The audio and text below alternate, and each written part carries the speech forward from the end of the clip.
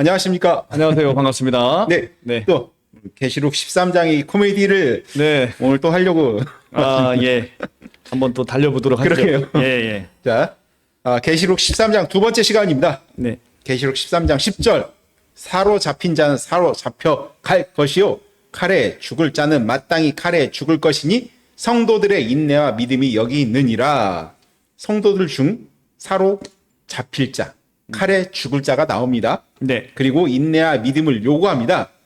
하나님의 성도가 이러한 고난을 당하는 게 맞는 건가요? 이 고난을 당할 때 믿음과 인내를 하는 것, 믿음을 지키고 인내를 계속하는 것, 이게 이기는 것과 동일한 의미라고 봐야 되나요? 네, 그렇습니다. 일단 성도들에게 있어서도 이 환난과 이 고난은 피해갈 수가 없는 것이죠. 다만 우리가 이제 하나님의 성도들에게 있어서는 하나님께서 그 고난 중에 있는 성도를 지키시고 보호하시고 넉넉히 이길 수 있는 믿음을 함께 주시는 거죠. 아멘. 그 고통 자체를 우리가 피해갈 수는 없어요. 그러니까 우리가 이제 성도님들이 많은 신앙생활 하다가 네네. 우리 내가 믿는데 왜 나에게 이런 고난이 올까라고 할 때 이 성도의 고난은 사실은 환난은 인내를, 인내는 연단은 소망을 이룰 줄 압니다라고 말씀하신 것처럼 환난을 통해서 우리는 소망을 붙잡는 거거든요. 그래서 예. 학교에서 수업을 듣고 공부를 하는 것과 비슷한 의미. 그럼요. 그러니까 우리가 환난을 받는다는 것은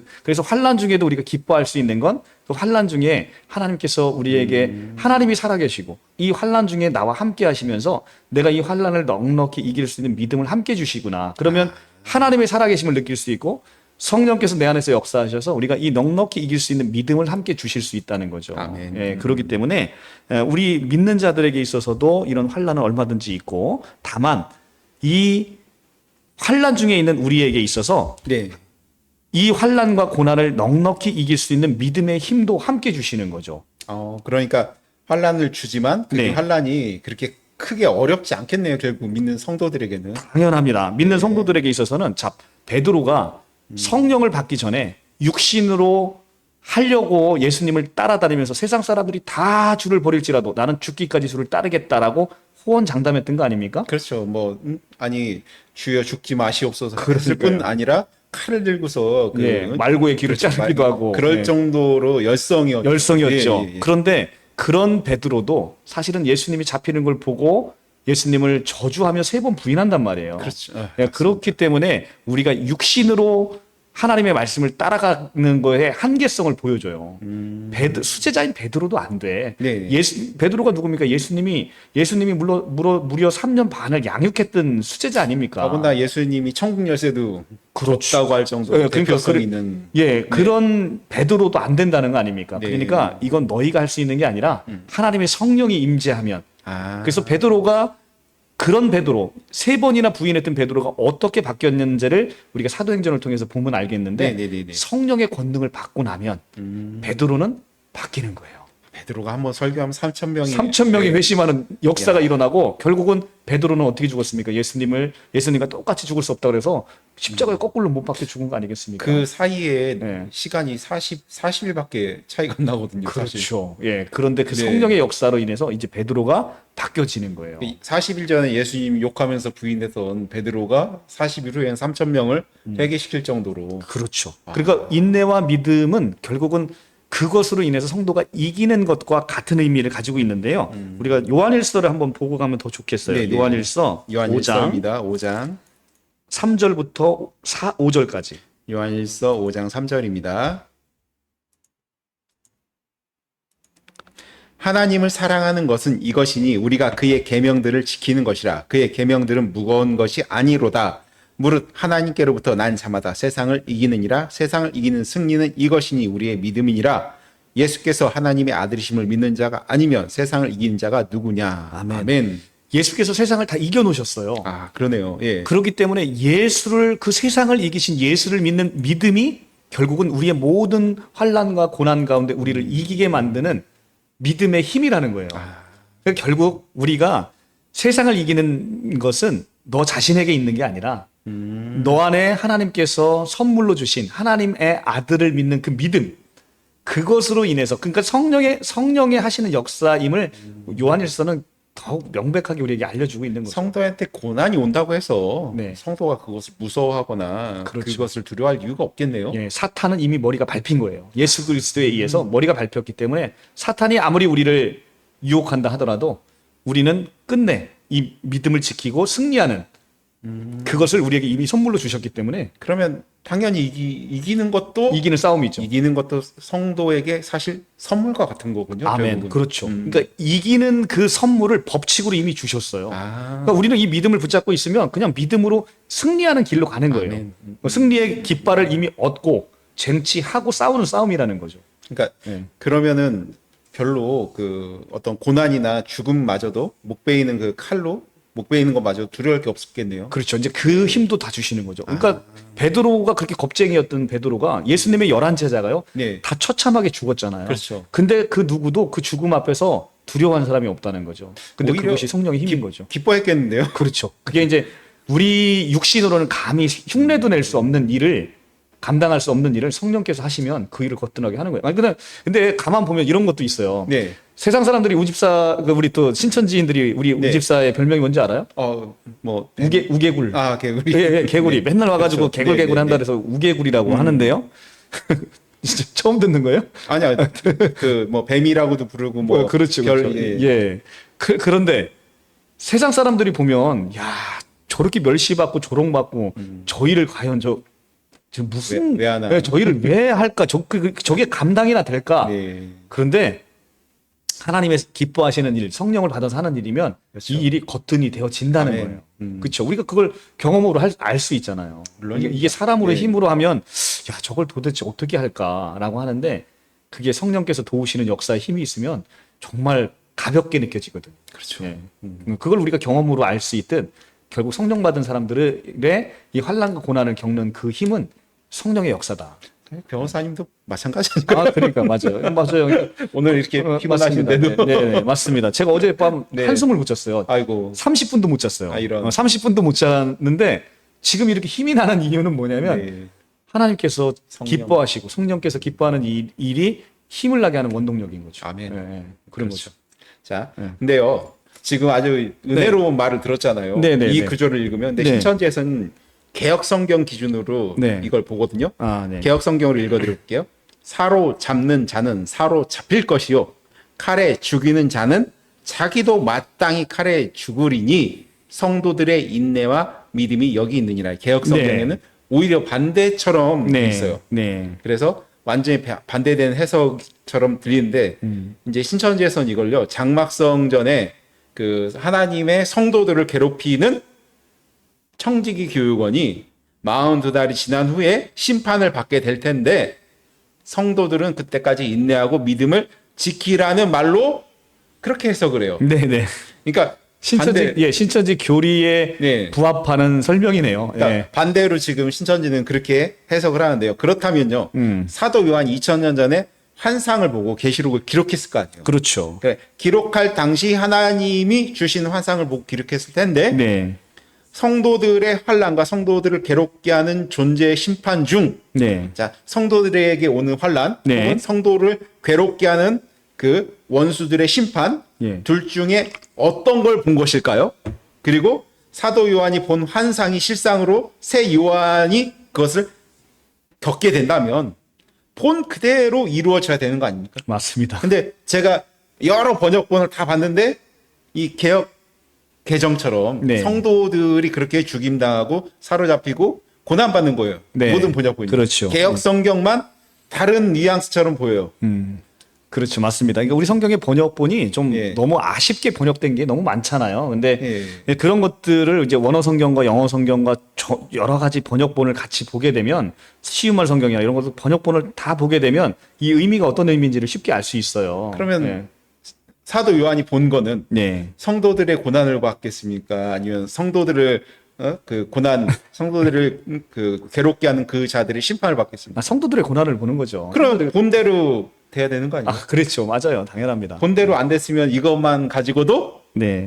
신천지는 거짓이다라고 말해도 되겠죠?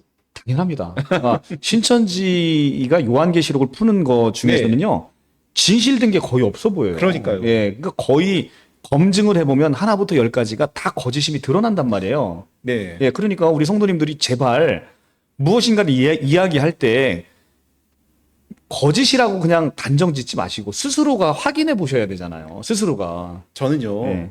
이 천사를 통해서 계시를 받았다고 하면 네. 이 천사가 사도 요한한테도 환상을 보여줬고 네. 그걸 갖다 그대로 새 요한에게 겪게 실천 그것을 체험하게 했을 거라면 폰 그대로 실천하게 했으니까 야 성경 그 개역 성경이 잘못 번역된 거야. 그러니까 너 그렇게 해석하면 안 돼. 네. 라고 그렇게 가르쳐 주지 않았을까요? 아, 그렇겠죠. 맞아요. 예. 맞아요. 그렇게 내가 했을 사도 요한한테 이렇게 가르쳐 보여줬는데 개역 성경이 잘못 번역됐어. 천사가 이래야죠. 그 정도 예. 이제 우리 총회장님이 그 정도 능력이 있으시면 뭐 그러게요. 예. 이거 하나만 가지고도 지금 우리가 다 신천지로 나아가야죠. 그럼요. 이거 하나만 가지고도 신천지와 이만 총회장이 거짓말하는 걸 분명히 알 수 있는데 맞습니다. 이게 좀 안타깝네요. 예, 맞습니다. 이 단 한 구절만 갖고도 맞아요. 예. 그러니까 그걸 또 장막성전에 대입을 해가지고 네. 장막성전들이 이제 이게 말이 안 되는 게 장막성전 어떻게 하늘입니까? 맞아요. 예. 진짜 이 사이비 종교가 하늘이 된다고 하면 최소한 통일교는 울지 않을까요? 우리가 하늘이네. 그러지 않을까요? 또 자기들끼리는 안 싸워요 또. 그러게요. 그것도 참 웃기네요. 그것도 웃깁니다. 네. 예. 자. 그러니까 서로가 자기가 이 시대 약속의 목자고 계시록을 이룬 자고 예, 이룬 자라고 하면 자기들끼리 네. 멱살 붙잡고 싸워야 되는 거 아니에요? 두 감람나무는 되게 중요해요. 아, 그러니까요. 네. 그럼 자기들끼리 목살 잡고 싸워야 되는 거 아니에요? 그러니까요. 내가 이긴 자야 하면서 막 싸워야 되는. 그러니까 근데 왜 네. 아무도 우리가 저기 그 두 감람나무라고 서로 얘기하잖아. 왜 기성교회를 갖고 왜 자꾸 그러게요. 자기들끼리 싸워야지. 맞아요. 예. 참 그러니까 그것도 희한해요. 희한하게 내가 참 하나님이야 뭐 이렇게 싸우는 걸 못 봤어요. 그러니까. 네, 내가 계시록의 새 요한이야 이걸 싸우는 그런 사이비 종교를 못 봤어요. 아, 그러니까요. 네. 아이고, 저 하나님의 교회에서 저기 여자 하나님 장길자가 나타났으면 그렇죠. 이만희 총회장이 아니 무슨 소리야? 내가 이 시대 약세우자 왜 하나님이 왜 네가 거기서 나타나? 네. 그래서 이런 거는 네가 왜 맞습니다. 거기서 나와? 이 얘기하면서 싸워야 되는 거 아닙니까? 재림예수교회 구인회가 신천지를 전도하는 건 맞습니다. 아, 우리가 원조야 하면서. 그건 그거는 봤어요. 그건 보셨어요? 예, 그 외에는 서로 싸우는 건 못 봤어요. 오히려 협력해요. 아, 그러니까요. 희한합니다. 서로가 존중해 주죠. 네. 그래, 네 하나님, 네 하나님이라고 얘기하는데도 거기 맞다고 얘기하고 또 우리는 서로 존중하고. 아니, 이렇게. 통일교회 세계일보가 신천지에 대해서 많이 나쁘게 얘기를 안 해요. 신천지의 천지일보가 통일교회에 대해서 나쁘게 얘기하지 않아요. 희한해요. 그러니까요. 참 희한합니다. 네. 서로 싸워야 되는데. 당연히 싸워야 되죠. 네. 자, 진리는 하나니까. 맞습니다. 그렇죠. 그래서 우리는 일관되게 신천지랑 싸우고 통일교랑 싸우고 하나님의 교회랑 싸우는 거 아니겠습니까? 맞습니다. 우리 진리가 하나밖에 없으니까. 그렇지. 네. 네. 아니, 진리가 하나니까 지가 하나님이라고 하는데 어떻게 안 싸워요? 그러니까요. 자, 다음 질문입니다. 땅에서 올라오는 다른 짐승이 나옵니다. 어린 양처럼 두 뿔이 있고 용처럼 말을 한다고 하는데 신천지에서 이 짐승을 오평을 하고 합니다. 유재열의 장막성전이 하늘도 되고 땅도 되는 희한한 해석이 웃기기도 하지만 계시록 2장 6절에 니골라, 계시록 2장 14절에 발람, 계시록 8장 9장에 쑥별, 그리고 땅에서 올라오는 짐승, 현재까지는 이것까지만 할게요. 네네. 이게 다 누구냐? 오평호 씨예요. 오평호 씨는 귀가 간질간질할 것 같아요. 오평호 씨라고 말하는데 장막성전이 길게 잡아서 20년 동안 그 사건이에요. 이게 신천지에서 네. 말하는 게. 근데 20년 동안 몇 명, 그 여러 명, 뭐 엄청난 많은 사람도 아니에요. 몇 명이 치고받고 싸우는 기록을 하나님께서 사도 요한에게 보여주셔서 기록한 거라고 하면 이 계시록 완전히 코미디 아닌가요? 이런 코미디 같은 일을 사도 요한이 보고 기록을 했다는 게 맞는 건가요? 땅에서 올라온 짐승 이거 좀 네. 설명 좀 해주실 수 있을까요? 네네. 일단 19장 20절을 한번 볼까요? 계시록 19장 20절. 계시록 19장 20절입니다. 네. 짐승이 잡히고 그 앞에서 표적을 행하던 거짓 선지자도 함께 잡혔으니 이는 짐승의 표를 받고 그의 우상에게 경배하던 자들을 표적으로 미혹하던 자라. 이 둘이 산채로 유황 불 붙는 못에 던져지고. 자, 짐승이 잡히고 그 앞에서 표적을 행하던 거짓 선지자도 함께 잡혔다라고 얘기를 합니다. 그러네요. 그래서 이제 여기 땅에서 올라온 짐승의 정체가 무엇이냐라고 할 때 지금 신천지는 이 땅 짐승을 오평호 목사님이라고 얘기하잖아요. 그렇죠. 그런데 지금 이 땅 짐승의 정체에 관해서는 요한계시록에서 많은 그 성경을 해석하시는 분들은 이 정체를 거짓 선지자라고 지칭을 하고 있습니다. 그래서 이 거짓 선지자가 19장 20절에 이렇게 이제 유황불못에 들어가는 것인데 이 거짓 선지자라고 하니까 떠오르는 사람 누가 없어요? 많죠. 우리 이만희 선생님이 네. 저 제일 먼저 떠오르는데 네네. 땅에 올라오는 짐승의 정체는 이만희 선생님이십니다. 그러네요. 이만희 선생님이십니다. 땅에서 올라온 짐승의 정체가 다름 아닌 거짓 선지자를 지칭하고 있기 때문에 네. 대표적으로 이만희 선생님이 거짓 선지자고 땅 짐승이다. 그런데 자기가 땅 짐승인데 오평호 목사를 땅 짐승이라고 이야기를 하니까 사실 어떻게 보면 기가 찬 거죠. 그러네요. 예, 그래서 사실은 우리 뭐 이만희 총회장뿐만 아니라 사실은 우리가 종교와 철학과 거짓 가르침으로 일관하 있는 것은 그것이 사실은 어떤 뭐 목사의 타이틀을 쓰고 있든 아니면 어떤 철학이나 이념의 타이틀을 쓰고 있든 그렇죠? 이거 예를 들면 이런 거잖아요. 동성애를 놓고 보면 하나님의 질서 원리에서 하나님은 동성애를 인정하신 적이 없어요. 없습니다. 예. 그런데 우리는 인권이란 이름으로 네. 인권이란 이름으로 그것을 인간의 권리로 포장을 해버려요. 그러니까 어떤 인권이라는 이념으로 그 다음에 그런 이데올로기로 이렇게 싹 그것을 네. 좋은 것으로 포장해 버리는 거거든요. 이게 바로 거짓 가르침이잖아요. 맞죠. 예, 네. 이런 것들이 지금 땅 짐승으로 인해서 많은 사람들을 미혹하게 하는 것. 그래서 사탄이 좋아하는 죄를 짓게 만드는 것. 이런 것으로 끌고 가는 것이죠. 예, 그렇기 때문에 결국은 땅 짐승이라는 것은 어떤 한 사람을 지칭하는 게 아니라 그렇게 하나님의 말씀에 순종치 아니하고 거짓된 것으로 사람의 마음을 훔쳐서 지옥으로 데리고 가는 모든 것들. 이것을 땅 짐승의 카테고리에 넣을 수 있는 거죠. 그러니까 그 어떤 상징. 아니, 당연합니다. 예. 예. 이거를 뭐 예를 들어 제가 이만희 총회장이다라고 정의하는 순간 네. 그러면 박태선은? 그렇죠. 그러면 저기 통일교회 문선명은? 이런 얘기가 나오잖아요. 이만희 씨가 태어나기 전에. 그러니까요. 네. 그러니까 그렇게 무언가를 정의하는 순간 네.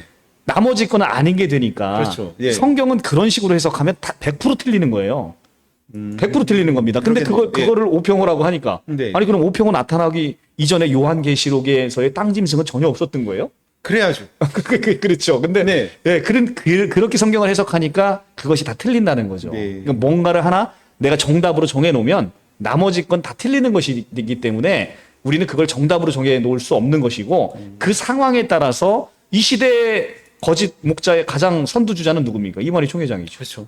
예, 네. 그렇기 때문에 이만희 총회장만이냐? 그것도 아닙니다. 거기에 앞으로 무수히 나타나는 거짓 선지자들 그것이 다 여기 포함되어지게 되겠죠. 그러네요. 예, 예. 그래야겠네요. 왜 그러냐? 당연하죠. 계시록 읽는 자, 듣는 자, 지키는 자가 복이 있으니까. 당연합니다. 뭐 2000년 전부터 그랬어야 정상이니까요. 당연합니다. 예. 네. 그 시대별로 이 거짓 짐승, 이 땅에서 올라온 짐승의 역할을 하는 그런 시대사조, 이념, 철학, 뭐 거짓 목자 얼마든지 많이 나타날 수 있는 거죠. 신천지가 이걸 오평호 목사로 딱 칭했을 때 문제가 되는 게 한두 가지가 아닙니다. 그리고 이제 뭐 조만간에 뭐 가능성이 많이 열려 있습니다만 오평호 목사가 이제 법정에 증인으로 나올 때 우리 우집사님도 와서 한번 방청 한번 해보세요. 오평호 보고 싶네요. 예. 오평호 목사 뭐라고 얘기하는지 그러게요. 한번 들어보시죠. 근데 이게 진짜 등장인물이 많은데 네. 그 발람도 그렇고 니골라도 그렇고 쑥별도 그렇고 이제 다 사람이라고 하면 지금 다른 사람이 지금 해야지. 인물이 없어요. 그러니까요. 신천지에. 실상 인물이 없어서 이 그래요. 코미디라고밖에 말을 할 수가 없잖아요. 네. 자, 다음 질문입니다. 네네. 땅 짐승에 대해서 설명을 합니다. 네. 큰 이적을 행하되 심지어 사람들 앞에서 불이 하늘로부터 땅에 내려오게 한다고 하는데 신천지에서는요.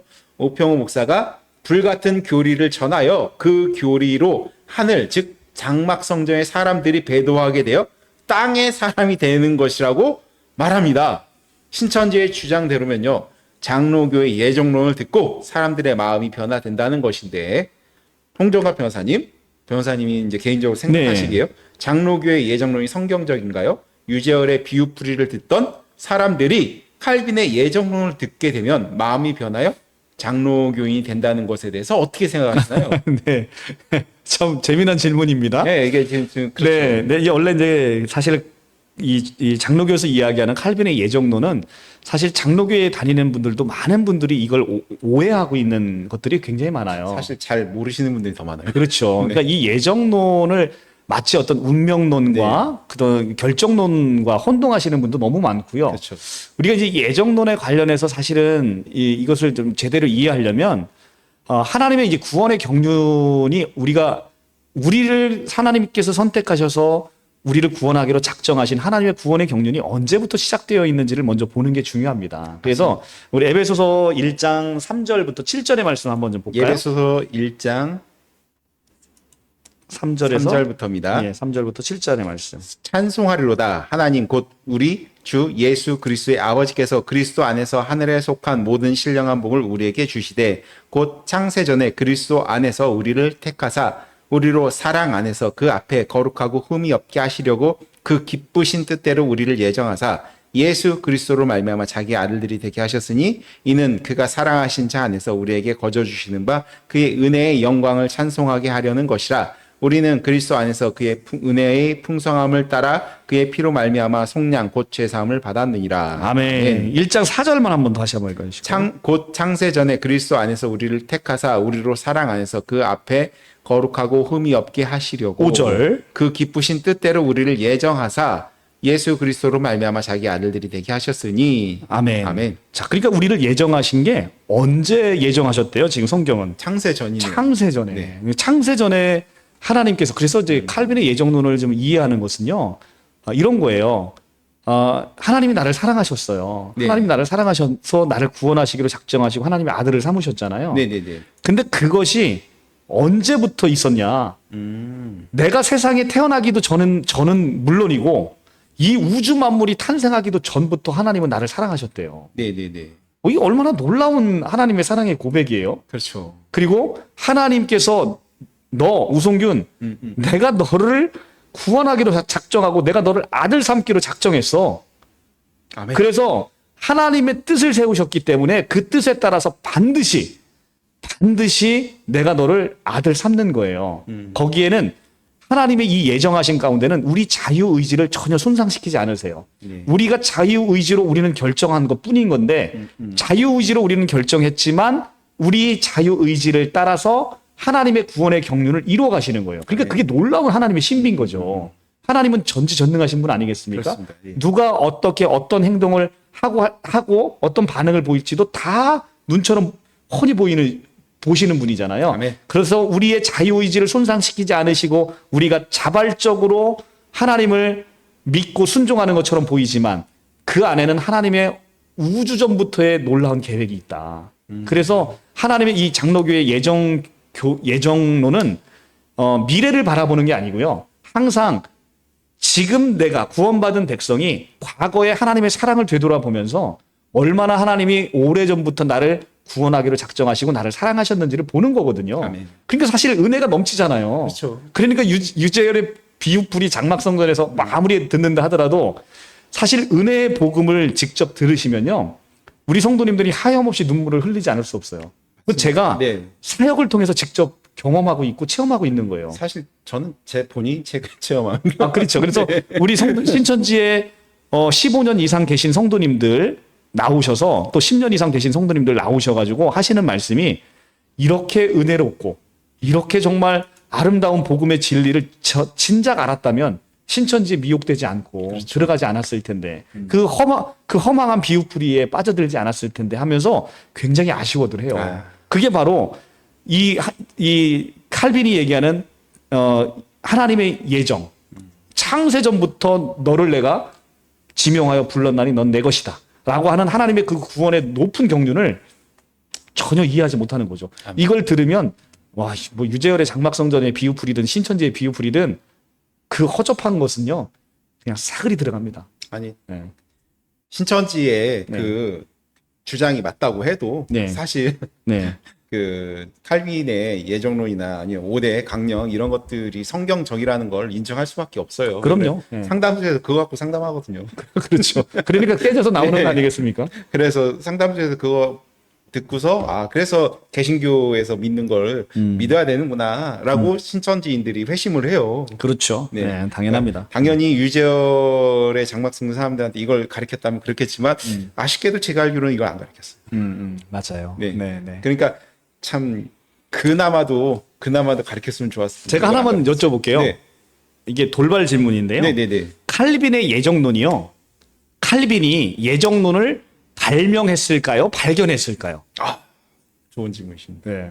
발견했습니다. 네. 발명은 비로소 뭔가가 성경에 있는 걸 칼빈이 시작한 거잖아요. 근데 네. 사람들은 신천지인들 특히 칼빈의 예정론을 칼빈이 뭔가를 발명했다고 생각해요. 그렇죠. 아닙니다. 하나님의 깊은 진리는요. 칼빈이 그거를 발견하기 이전부터 있는 거예요. 맞습니다. 그래야죠. 예. 성경의 모든 것은요. 하나님이 창세전에 계획하시고 이루신 거예요. 맞습니다. 그렇기 때문에 예. 이건 뭐 칼빈의 예정론이 아니라 사실은 성경에 나오는. 그렇죠. 성경에 나오는 하나님의 구원의 경륜에 깊은 하나님의 우리에게 주신 정말 은혜의 선물이거든요. 아멘. 근데 그냥 그걸 칼빈이 교리화해서 칼빈의 예정론이라 부르는 것뿐인 것이지 칼빈이 그걸 발견하지 않았다 하더라도 그건 성경에 칼빈이 있기 이전부터 있었던 거예요. 근데 신천지 사람들하고요 예. 이야기를 하다 보면요 예. 그 얘기를 해요. 아니 당신은 추수대에서 갔다면서요. 음. 그러면서 추수대에서 간 게 어떤 자격이 있어서 간 거예요? 라고 하면 뭐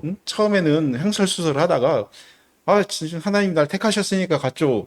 이 얘기를 해요. 어떻게 당신 택했어요? 뭐 이렇게 줄 얘기하다 결국 또 예정하셨어요 나를. 이 얘기를 꼭 해요. 그러니까요. 그게 예정론이거든요. 네, 그러니까 예. 본인들이 예정론이 666이라고 하면서 결국은 예정론을 얘기해요. 그걸 믿어요. 예, 예, 그걸 믿고 나- 있죠. 예. 하나님이 날 예정하셔서 내가 여기 추수대에 온 겁니다. 이렇게까지 얘기해요. 결국은. 당연합니다. 그러면서 이거 예정론이에요. 하면 이거 예정론 아니에요. 당시 예정돼서 왔다며. 이상한 사람들이에요. 그러니까요. 그러니까 네. 지금 성경에서 우리가 에베소서 1장 3절 4절을 읽잖아요. 그러니까요. 그것이 바로 지금 칼빈이 이야기하는 하나님의 예정하심이거든요. 아멘. 근데 그거를 신천지들도 믿고 있어요. 자기들도. 예, 근데 칼빈이라고 하면 뭐 그냥 뭐 그냥 경기를 일으켜요. 예, 이게 예. 말이 안 되죠. 신천지에서 들어보고 결정하라면서요. 그러니까요. 그러니까 예정론을 들어보고 결정하시면 되지. 666인지. 그러니까 예정론은 칼빈의 예정론이 아니고요. 네. 원래 하나님이 성경에 우리에서 칼빈 이전부터 주셨던 거거든요. 맞습니다. 예. 예. 다음 질문입니다. 계시록 13장 14절에 짐승 앞에서 받은 바 이적을 행함으로 땅에 거하는 자들을 미혹하여 땅에 거하는 자들에게 이르기를 칼에 상하였다가 살아난 짐승을 위하여 우상을 만들라 하더라. 신천지에서는요, 이 말씀을 가지고 장막 성전에서 신학도 하지 않은 17명에게 목사 안수를 줘서 이 목사들로 오평호와 청지기 교육원의 일을 하게 한 것이라고 주장을 합니다. 그렇다면 1980년대 장로교에서는요, 신학도 하지 않은 자에게 목사 안수를 주는 게 일반적인 경우였을까요? 신학도 안 했는데 어떻게 목사 안수를 줍니까? 아니, 예. 80년대에는 그러지 않았을까요? 그렇지 않죠. 이게 뭐 목사가 아무나 되는 게 아니고요. 그렇죠. 예, 네. 그 장로교에서 정한 커리큘럼에 따라서 네. 신학대학원을 정식적으로 수료를 하고 네. 그렇게 해서 신학대학교를 나와서 받게 되는 것이지 근데요, 신학도 하지 않은 사람들이 심지어요, 다들 다른 신학을 교단에 신학을 하면은 네. 인정을 안 하는 교단도 있어요. 맞습니다. 예. 아니, 당신이 다른 교단에서 신학을 했는데 우리 교단에 들어오고 싶다고? 그럼 우리 교단 다시 해야죠. 신학 다시 해야 돼. 다시 해야죠. 이런 교단도 많아요. 많습니다. 네. 예. 그러면은 신학도 하지 않은 사람한테 저 목사 되고 싶어요. 목사 안수 줄게요. 이게 말이 안 되잖아. 그거 안 되죠. 예. 그럴 네. 수 없습니다. 그리고 더군다나 그런 사람들이 목사 안수식도 그래요. 목사 안수식을 그 사람들 17명한테 줬다는 게 그 장막성전 사람들한테 준 게 아니거든요, 사실. 노회. 네네네. 그러니까 즉 노회를 하면 노회에 소속돼 있는 사람들, 그 사람들을 하는 거거든요. 아니, 그렇죠. 우리가 통상 이제 노회에서 목사님을 세울 때 네. 어떤 이제 어느 교회에 가서 그 교회 행사 때 목사님들 그해 목사 안수를 받을 사람들을 불러서 그렇죠. 예, 그래서 이제 노회에서 안수를 주죠. 그 노회에 소속돼 있는 교회에서 그 노회 할 때 목사 안수식을 하는데 그 각 교회 소속된 각 교회에서 목사 안수를 받아야 될 분들이 그 노예를 할 때 받는 거지. 네, 그렇죠. 장막성전에서 그걸 했다고 해서 장막성전 사람들이 받는 게 아니잖아요. 그렇죠. 그러니까 신천지는 이게 말도 안 되는 그 17명의 실상 네. 인물이 공개가 됐어요? 신천지에선 있어요. 네. 근데 그게 뭐 13명인 주보도 있고 15명인 주보도 있고 17명인 주보도 있고 실제 원본이 지금 없어요. 없어요. 원본이 없기 때문에 네. 신천지에서 그걸 주보라고 내놓으니 이게 말이 안 되죠. 네. 참 희한한 신천지의 주장인데 이런 주장을 믿고 있는 게 참 말이 안 됩니다. 그렇죠. 최소한 장로교회 헌법과 장로교회에서 어떻게 목사 안수를 주는지 노예에서 어떤 일을 하는지만 제대로 확인했어도 이런 주장을 안 했을 텐데. 그렇죠. 네. 네. 자, 다음 질문입니다. 짐승이 우상에게 경배하지 않는 자는 몇이든지 죽인다고 합니다. 신천지에서는요. 오평호와 청지기 교육원의 사주를 받은 17명의 목사에게 칼빈의 예정론을 틀리다고 한다거나 교권에 대하여 반항하는 자는 장막성전에서 추방하는 일이라고 하는데 유재열의 장막성전이 배도하고 있잖아요. 네. 그럼 거기서 추방되면 좋은 일 아닌가요? 아, 당연히 좋은 일이죠. 그런데 왜 거기서 추방되는 게 죽는 거래요? 네. 희한하게 해석을 하는데 어떻게 생각하세요? 저는 참 좋은 거라고 생각해요. 동의하시나요? 아, 동의하죠. 당연히 동의하는데 예. 중요한 거는 그러니까 이거에 대한 전제가 다른 거죠. 신천지는 장막성전이 하나님의 택함 받은 하늘 장막이다라고 보고 있어요. 그렇죠? 예. 그러면서 거기가 배도했다고 얘기를 해요. 그러면 배도하면 나쁜 놈이잖아요. 그러니까 배도하면 나쁜 놈이니까 나 믿음을 지킬래. 그래서 나 여기 탈퇴할래. 이거 좋은 거 아닌가요? 그러니까요. 근데 왜 이걸 죽는 거래요? 신천지에서는. 그러니까 예. 자신의 논리에 의하더라도 이게 꼬여버린 거예요. 그러니까요. 예, 그러니까 하늘 장막을 좋은 이미지로 부각을 시켜놨잖아요. 네. 그럼 배도했으면 당연히 거기 이제 나와야죠. 나와야 되는 거잖아요. 나온 사람이 믿음을 지키는 거 아니에요? 그렇죠. 그러면은 예. 여기서 경배하지 않는 자는 몇이든지 다 살아난다.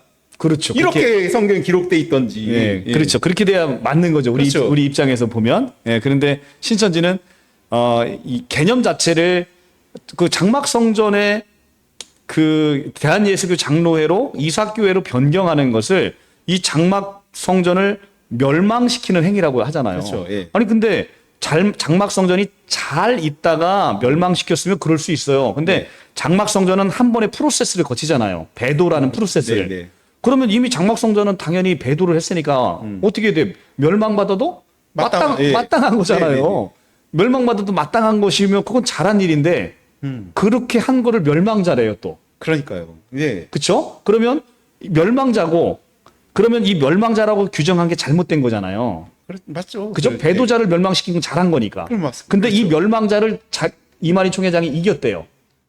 그러니까 자 다시 한번 이게 3단 논법으로 네. 다시 보여요. 네, 네. 배도자는 멸망받는 게 마땅하잖아요. 그렇죠. 그러면 멸망자는 잘한 거잖아요. 그렇죠. 잘한 사람하고 싸워서 이긴 놈은 나쁜 놈이잖아요. 조금 쉽게 제가 이렇게 네. 하면서 일본의 앞잡이가 있어요. 네. 독립투사가 그 앞잡이하고 싸웠어. 네. 그러면 독립투사는 좋은 사람이죠. 예, 예. 그 독립투사를 잡아서 죽였어요. 그러면 나쁜 놈이네요. 나쁜 놈이잖아요. 근데 이게- 자기가 네. 근데 이겼대요. 그쵸? 말이 안 그러니까 이 되죠. 논리가, 그러니까 네. 독립투사가 있어서 독립투사가 정말로 그 아주 자기 몸을 헌신으로 해가지고 앞잡이를 앞잡이를 잡았는데. 잡았어요. 네. 잡았더니 너 왜 걔 앞잡이를 잡았냐면서 싸워서 자기가 이겼다고 그러니까요. 하면서 민족의 영웅이라고 자기가 얘기를 하고 다녀요. 그러니까 말이 안 되지. 그러니까 네. 앞잡이가 아니라 그렇죠. 앞잡이가 아니라 그냥 선량한 사람인데 선량한 사람을 괴롭혔다고 하면 말이 되는데 그렇죠. 배도자잖아요. 그러니까요. 네, 그 앞잡이하고 똑같은 거 아니에요. 그 앞잡이를 멸망시켰어. 이제 그러니까 해석이 안 되는 게 네. 계시록 12장에서도 그게 나오잖아요. 배도자를 하나님께서 양육하시고 보호하시고. 1260일을 네. 광야에서 보호하시고 양육하시고 그러니까요. 그거 독수리 날개에 품으시고 이건 이게 말이 되는 소리예요, 이게? 그러니까 결국은 거기에 나오는 그 여자라는 것은 배도자가 아니다라는 것을 그렇게 성경을 풀면 너무나 모순이 없잖아요. 맞습니다. 그렇잖아요. 그러니까 네. 너무 성경이 무르르듯이 흘러가는데 그렇게 풀어버리니까 성경이 하나같이 전부 다 이 성경의 문맥하고는 하나도 맞지 않게 되잖아요. 그렇죠. 예. 신천지에서 이런 교리들이 언젠가 바뀔지는 모르겠어요. 바뀔지는 모르겠는데. 아니 근데 안 바뀌면 정말 이건 뭐 예. 조롱 아닙니까? 이거 조롱거리 아닙니까? 그러게요. 예. 아니 이 장막성전이 배도한 장막성전에서 추방당했으니까 네. 아, 이 사람들은 믿음의 위인이다. 이 사람들은 살아있는 자다. 이긴 자다 해야지. 왜 죽은 자라고 해요? 참 희한합니다. 웃깁니다. 예. 자, 다음 질문입니다. 모든 자의 오른손이나 이마에 짐승의 표를 받게 합니다. 신천지는요.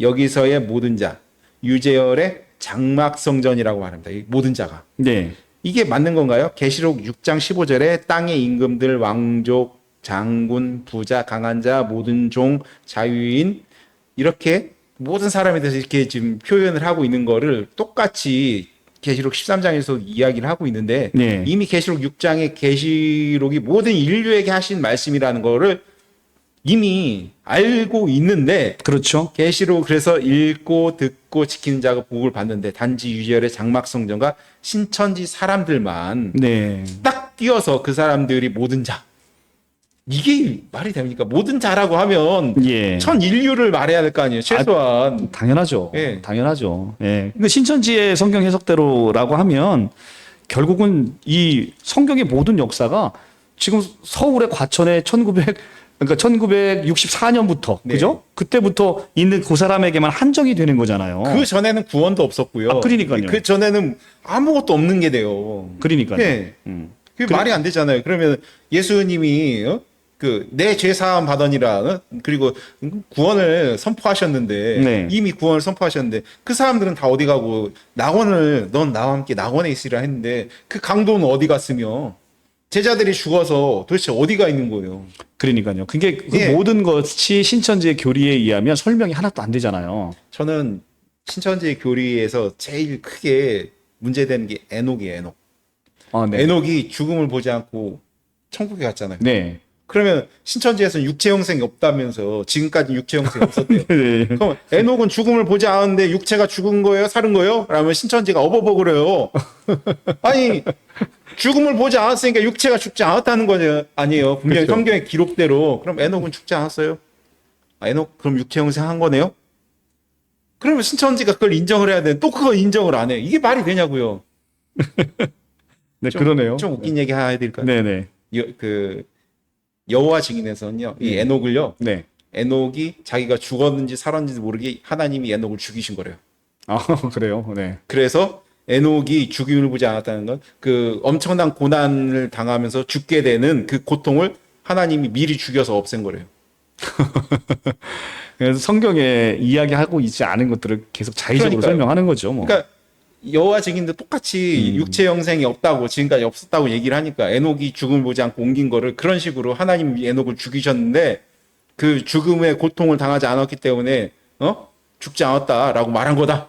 이런 말도 안 되는 가감을 합니다. 그러네요. 신천지도 비슷해요. 아마 이 제 말을 듣고 교리를 그렇게 바꿀지 모르겠지만 네. 아니 왜 성경에 모든 자라고 나오면 모든 자라고 지금 믿으면 그만이지 이걸 왜 안 믿고 이걸 네. 장막성전 사람들이라고 하는지 이해가 계시록 6장 15절에 보면 이제 거기에 땅에 있는 사람들을 표현할 때 네. 임금, 왕족, 장군, 부자, 강한 자, 모든 종, 자유인 네, 일곱 부류로 지금 설명을 그렇죠. 하고 있어요. 네.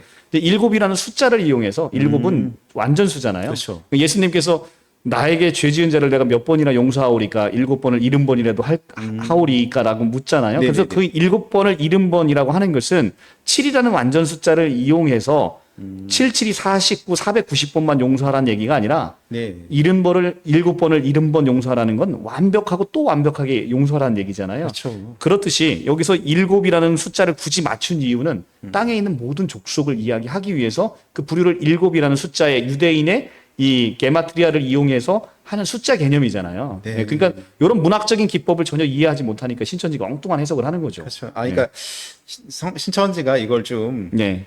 바꿨으면 좋겠습니다. 네, 네, 네. 근데 아무리 그래도 그렇지 모든 자라고 했으면 조금 범위를 좀 넓혀서 대한민국이라도 좀 했으면은 조금 스케일이 있는데 이게 뭡니까? 맞습니다. 장막성전은 기껏해야 4천 명이었는데 맞습니다. 거기에 계시록이 다 이루어졌다는 게 아유 진짜 말이 안 되죠. 다음 질문입니다. 이게 아주 하이라이트 질문. 예, 예. 666이 나옵니다. 네네네. 이 표를 가진 자와 매매를 하게 된다고 합니다. 네. 신천지에서는요, 솔로몬이 배도를 했다고 주장하면서 역대하 9장 13절에 솔로몬의 세입금의 무게가 금 666달란트요. 이 솔로몬의 세입금이 666달란트이기에 솔로몬처럼 배도한 자가 바로 짐승의 표 666을 가리킨다고 합니다. 네. 솔로몬이 이방 여인들과 결혼하여 범죄한 것처럼 장막 성전의 사람들이 오평호와 청지기 교원과 연합하여 배도한 것을 빗대면서 설명을 합니다. 그러면서 오평호와 청지기 교육원이 가리킨 장로교 교리 예정론이 짐승의 표 666이라고 주장을 합니다. 네. 이게 맞는 걸까요? 솔로몬이 배도했다면 솔로몬 지옥 같습니다. 아, 네. 아니, 근데 이게 참 재미난 그 신천지의 네. 이게 주장을 들어보면요. 좀 웃음이 나고 어떻게 보면 좀 가여워요. 저는요, 아, 네. 이 신천지가 이 설명을 할 때 물어본 게 있어요. 아니, 네네네. 솔로몬이 그 배도자면 지옥 같겠네요. 그럼 지옥 같대요. 네. 그럼 전도서 누가 썼어요? 전도서 솔로몬이 썼대요. 전도서 솔로몬이 언제 썼어요? 그러니까 답변을 안 해요. 네. 분명히 네. 자기가 늙은 나이일 때 쓴 거를 네. 기록하고 있거든요. 당연하죠. 그럼 늙은 나이일 때 솔로몬이 전도서를 쓰면서 회개했다는 거 아니에요?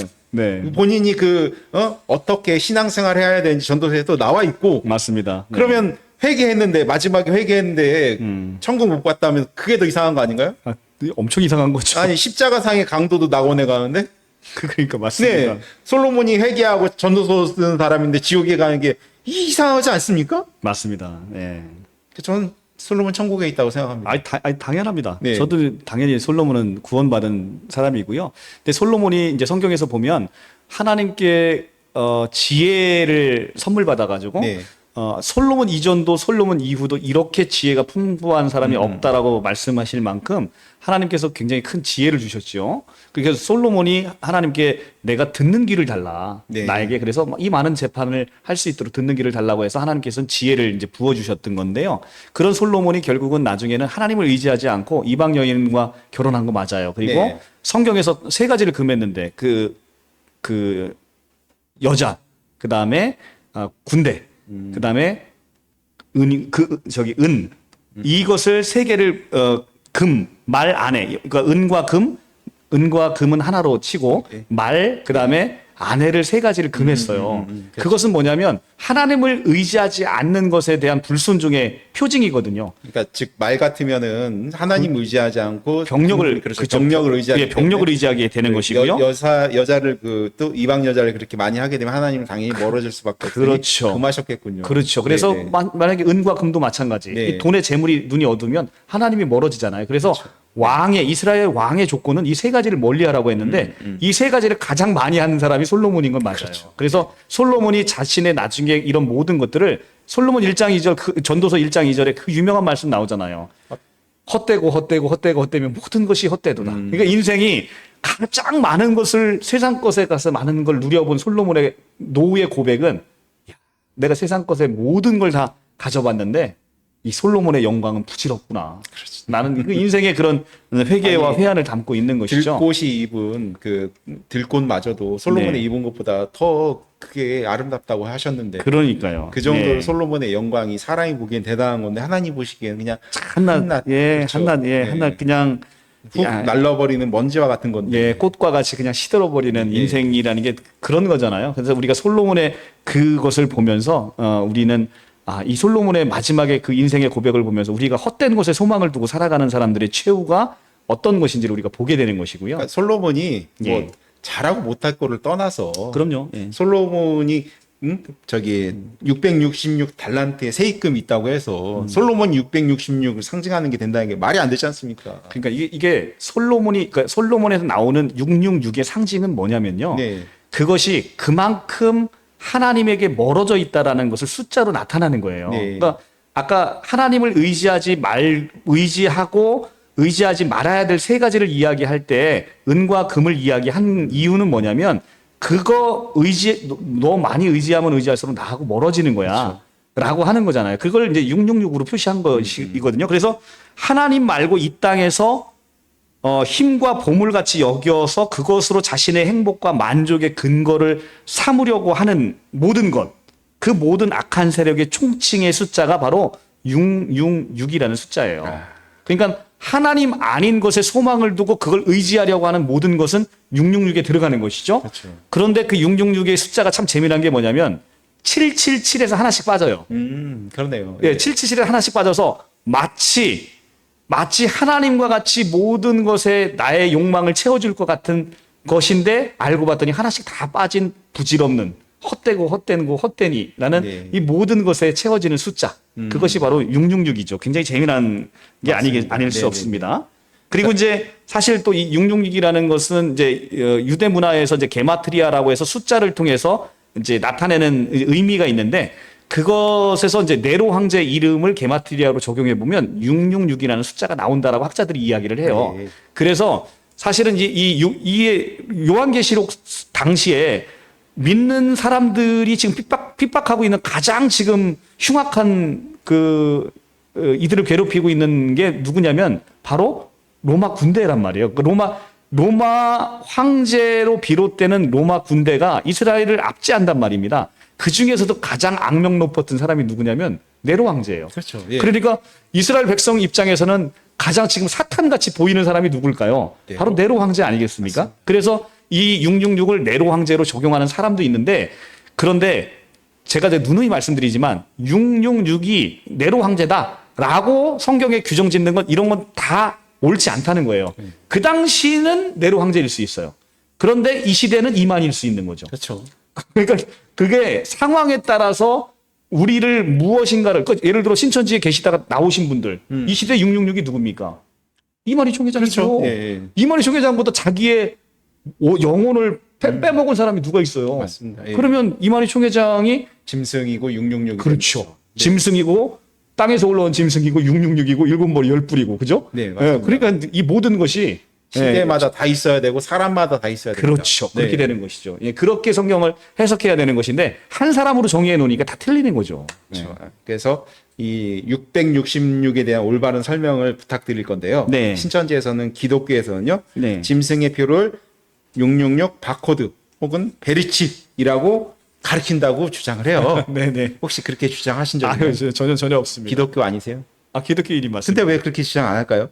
계시록을 모른다고 하면서 네. 바코드나 베리칩이라고 하는데 이 666이 바코드나 베리칩 맞나요? 아닙니다. 그러니까 물론 이제 이게 666이 바코드나 베리칩이냐 이렇게 물어보면 아닙니다. 근데 그 바코드나 베리칩이 666일 수 있느냐? 그럴 수도 있는 거예요. 그럴 수는 있겠죠. 그럴 수는 네. 있는 거예요. 그러니까 666이라는 개념은 굉장히 포괄적 개념이기 때문에 네. 그 안에 무엇이 들어가든 하나님 아닌 것에 우리의 관심과 우리의 소망을 빼앗는 거 그것은 우리에게 있어서 666이 되는 거예요. 사실 저희 그 유영건 목사님께서는 이렇게도 이야기를 하세요. 네네. 왜 그러냐면 이게 이 표를 받지 못한 자는 매매를 못하게 하는데 이 표를 받은 자는 구원받지 못하잖아요. 그렇죠. 그러니까 그러니까 구원을 방해하는 경제적인 그 요소 이걸 666 표로 봐야 된다. 그래서 어떤 사람이 믿음을 지킴으로 인해서 당신 주일 성수해야 된다고 하면 우리 회사 더 이상 못 다녀. 그러면 이 회사를 그만둬야 되잖아요. 근데 회사를 계속 다니면 주일 성수를 못 하고 이 사람한테는 이 666이 그 회사가 666의 그런 성격을 갖게 된다. 부부가 결혼해서 부인이 열심히 신앙생활을 하니까 남편이 당신 그렇게 신앙생활 하면은 나 당신한테 더 이상 그 경제적으로 어떤 지원 안 할 거야라고 하면 그 부인한테는 남편의 경제권이 666이 될 수 있다. 당연하죠. 예, 이런 그럴 수 식으로 있어요. 예. 사람별로 당연합니다. 상황별로 당연합니다. 이렇게 해석을 해야 맞다. 그래야지 당연합니다. 예. 2000년 전에도 1000년 전에도 500년 전에도 현재도 당연합니다. 이렇게 작용을 해야 된다라고 그러니까 이 하시거든요. 666이라는 건 각 네. 사람별로 다를 수 있는 것이고요. 네네. 시대별로 다를 수 있는 거예요. 그러니까 네. 어떤 사람에게 있어서의 666은 우집사에게서 666과 나에게 있어서 666은 다를 수 있는 거거든요. 그렇죠. 그러니까 우리를 하나님에게서 멀어지고 구원에서 멀어지게 하는 그 모든 세력의 총합 그것이 바로 666에 관한 네. 적합한 해석인 것이죠. 예. 그것을 하나로 정의하는 순간 우리는 다 틀리는 거예요. 네. 예. 그러니까 이런 식으로 바코드나 베리칩으로 보는 거를 사실 요즘은 그 잘못된 해석이다. 그렇죠. 라고 그렇게 합니다. 근데 네. 이제 그렇게 해석하시는 분들이 문제가 되는 게 뭐냐면 그거 하나로 정의하기 때문에 문제가 되는 거예요. 그렇죠. 그거 하나로 정의하니까 나머지는 그럼 다 틀린 게 되는 거잖아요. 맞습니다. 그런 예. 식의 성경 해석은 옳지 않다는 거죠. 좀 저희 옛날에 친했던 예. 그 목사님도 그렇게 해석을 하시는 분이 계시더라고요. 예. 자, 마지막 질문입니다. 네.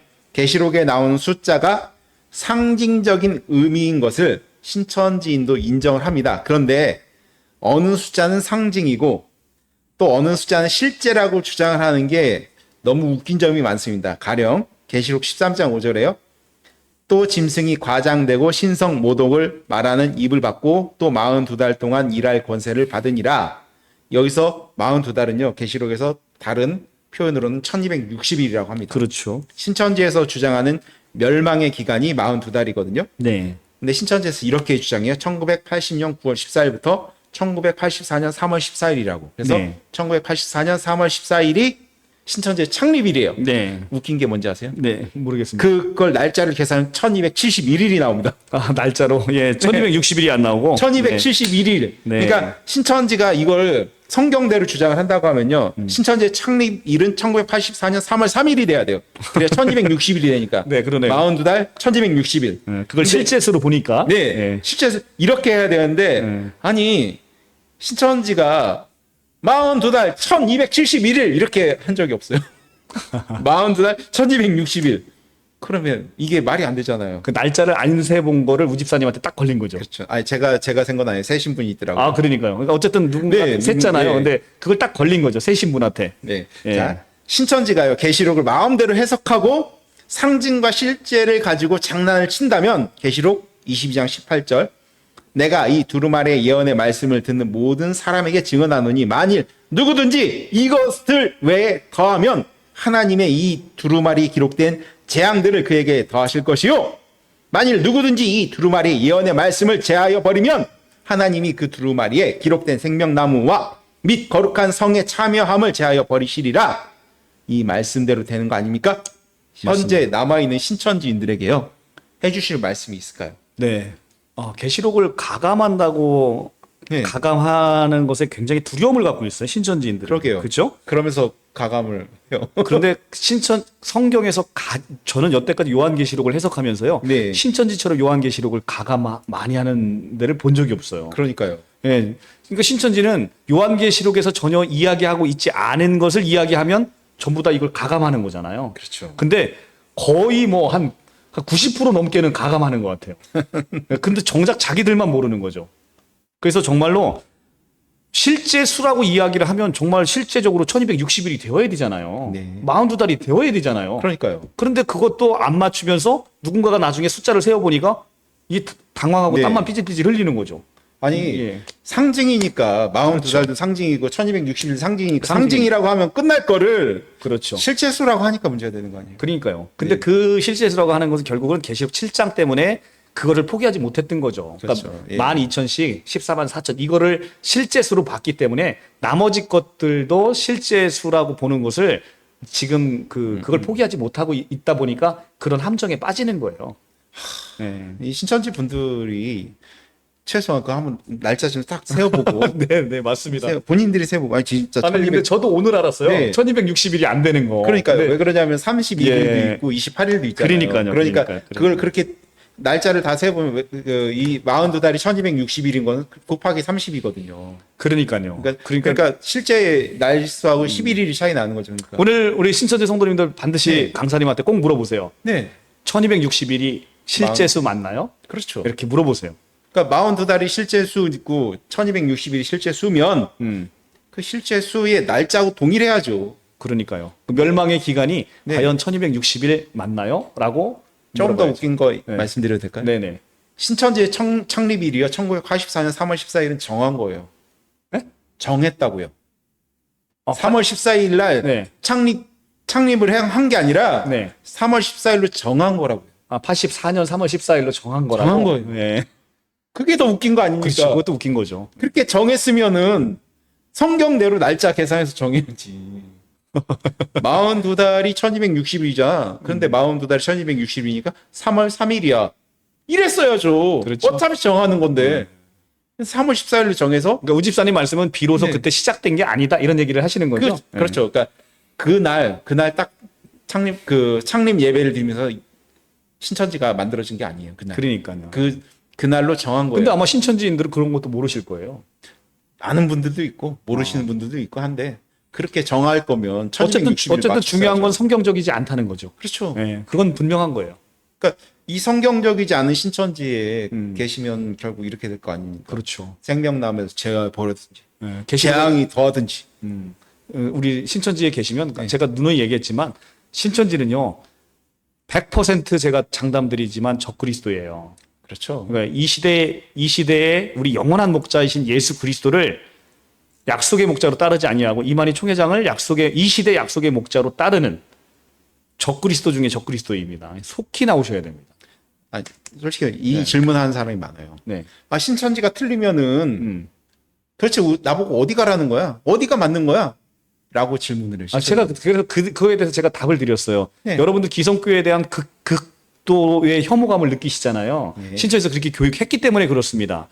여러분들은 잘못된 교육을 받고 그런 생각을 갖고 계시는 거예요. 예. 그런데 여러분들 제가 기성교회로 돌아가라는 얘기 안 한다고요. 그런데 중요한 건 여러분들 예수님 너무 사랑하시잖아요. 네네네. 예수님의 품으로 돌아가시라니까요.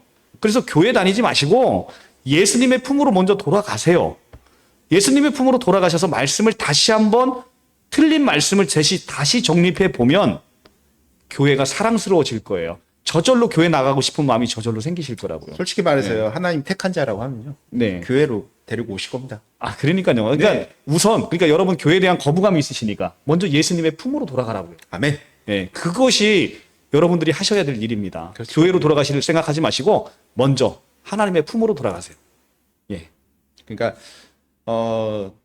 무엇이 진리인지를 찾으려면 여러분들이 가지고 있는 것과 동일한 선상에서 확인을 해보셨으면 좋겠습니다. 네, 맞습니다. 네.